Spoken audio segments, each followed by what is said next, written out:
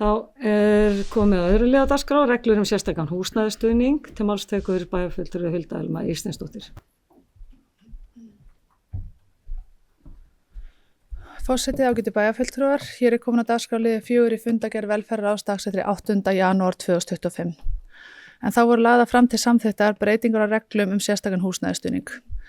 Lítilvægar breytingar að ræða en það snúa því að ekki þarf að taka reglurnar fyrir árlega hér eftir að félags- og vinnumálaráðuneytið hefur gefið út sín viðmið, heldur uppfærast okkar tekjuviðmið í samræmi við þeirra breytingar þegar þær hafa verið gefnar út. Einnig hækkaði hámarksstuðningur úr 95.000 í 100.000 krónur og eru breytingar þessar hér komnar til umræðu og afgreiðslu. Þá bæjarfulltrúi Hulda Elma Ísteinsdóttir lokið máli sínu orðið og laust. Sem enginn hafa kastað sér hljóðs þeir sem geta samþykkt. Gefið merki. Það eru 11.